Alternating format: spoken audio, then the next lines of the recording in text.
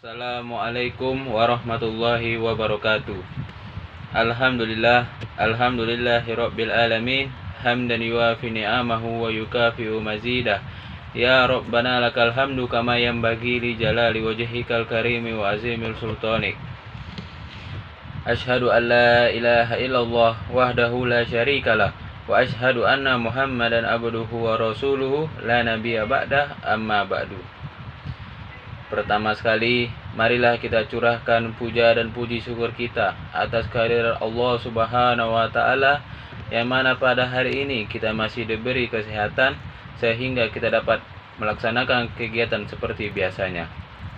Salawat beriringkan salam tak lupa pula kita curahkan kepada junjungan kita Nabi besar Nabi Muhammad sallallahu alaihi wasallam. Allahumma sholli ala Sayyidina Muhammad wa ala ali Sayyidina Muhammad.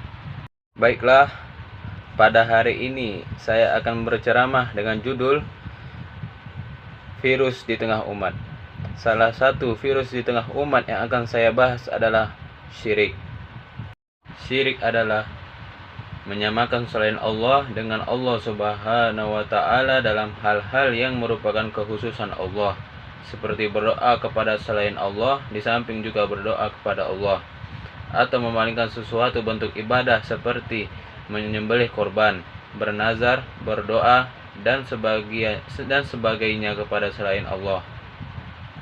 Karena barang siapa menyembah kepada selain Allah dengan berbuat syirik, berarti ia telah meletakkan ibadah tidak pada tempatnya dan memberikannya kepada yang tidak berhak.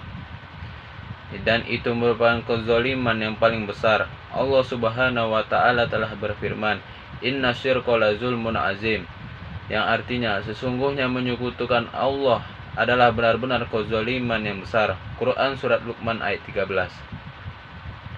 Allah tidak mengampuni pelaku dosa syirik dan akan dihapuskan darinya amalan-amalannya, sebagaimana firman Allah Subhanahu wa Ta'ala, "Walau asyraku lahabita anhum ma kanu ya'malun", yang artinya seandainya mereka mempersekutukan Allah, niscaya lenyaplah dari mereka amalan yang telah mereka kerjakan.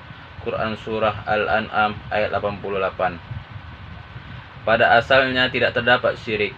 Semua manusia berada di atas tauhid, di atas fitrah. Lalu perbuatan syirik muncul terkemudian. Jadi perbuatan syirik adalah perbuatan yang baru. Adapun hal yang pokok yang asal bagi manusia adalah tauhid. Salah satu penyebabnya adalah karena kebodohan, karena ketidaktahuan, karena kurangnya ilmu.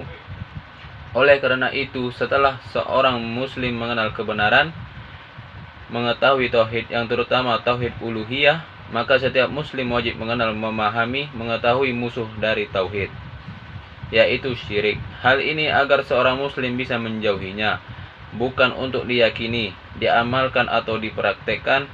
Kalau tidak faham, bisa jadi diamalkan tanpa disadari.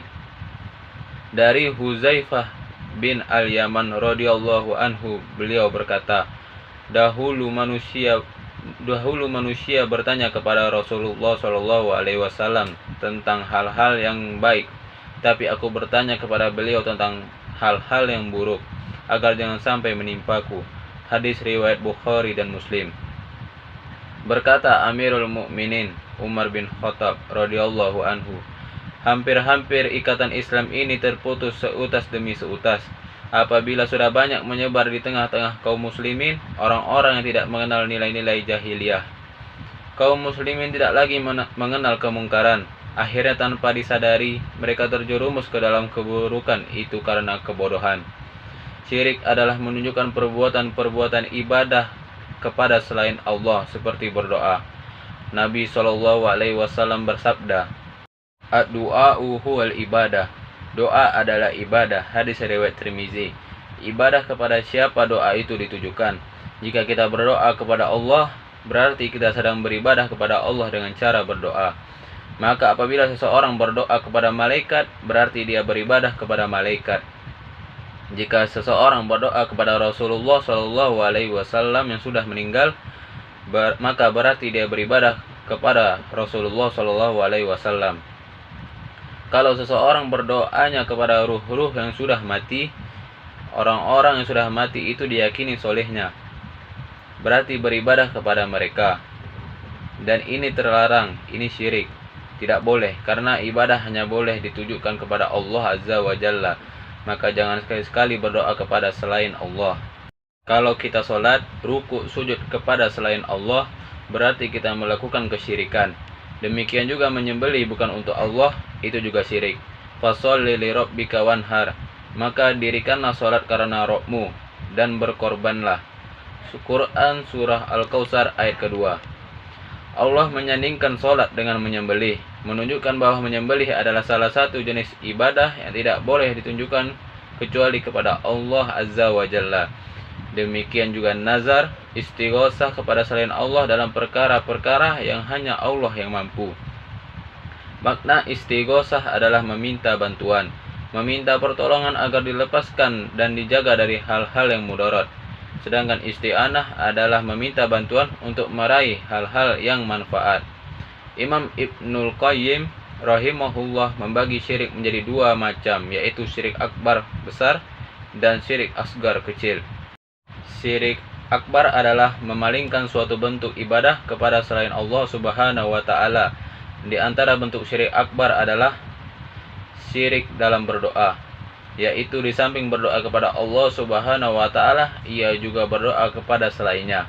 Syekh Muhammad bin Abdul Wahhab rahimahullah mengatakan dalam kitab Al-Qawaid Al-Arba'ah bahwasanya kaum musyrikin di zaman kita lebih parah kemusyrikannya daripada kaum musyrikin zaman dahulu. Sebab kaum musyrikin zaman dahulu itu berbuat syirik dalam keadaan lapang dan berbuat ikhlas, memurnikan tauhid dalam keadaan terjepit. Sedangkan kaum musyrikin zaman kita sekarang ini tetap saja selalu berbuat kemusyrikan dalam keadaan lapang maupun susah. Penyembelihan kurban untuk selain Allah Subhanahu wa Ta'ala, sebab penyembelihan kurban merupakan salah satu bentuk ibadah yang hanya boleh ditunjukkan kepada Allah Subhanahu wa Ta'ala. Rasulullah Shallallahu alaihi wasallam bersabda, "La'anallahu man zabaha li ghairillah", yang artinya Allah melaknat orang yang menyembelih bukan karena Allah. Hadis riwayat Muslim. Siapa saja yang menyembelih untuk para wali, berhala atau jin, berarti telah keluar dari Islam dan beralih memasuki wilayah kekufuran dan kesesatan. Disebabkan ia telah memalingkan ibadah kepada selain Allah Subhanahu wa Ta'ala. Syirik asgar adalah setiap ucapan atau perbuatan dinyatakan syirik oleh syara. Pelakunya kelak akan diazab di neraka, namun tidak menjadikan pelakunya kekal di dalamnya, dan kembalinya tetap ke surga, akan tetapi ia mengurangi tauhid dan merupakan wasilah atau perantara kepada syirik besar, sehingga wajib diwaspadai.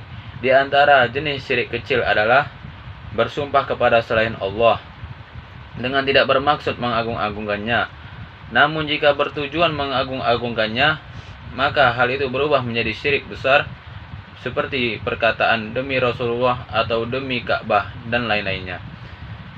Namun jika terpaksa harus bersumpah, maka bersumpahlah dengan asma nama-nama Allah Subhanahu wa Ta'ala atau sifat-sifatnya.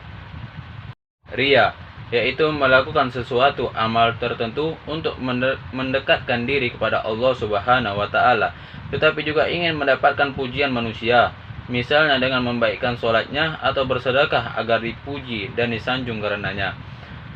Rasulullah Shallallahu alaihi wasallam bersabda, "Yang paling aku takuti dari kalian adalah syirik kecil."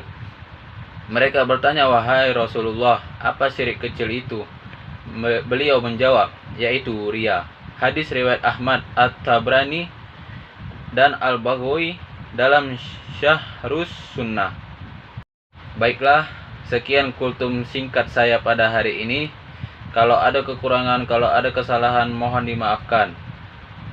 Assalamualaikum warahmatullahi wabarakatuh.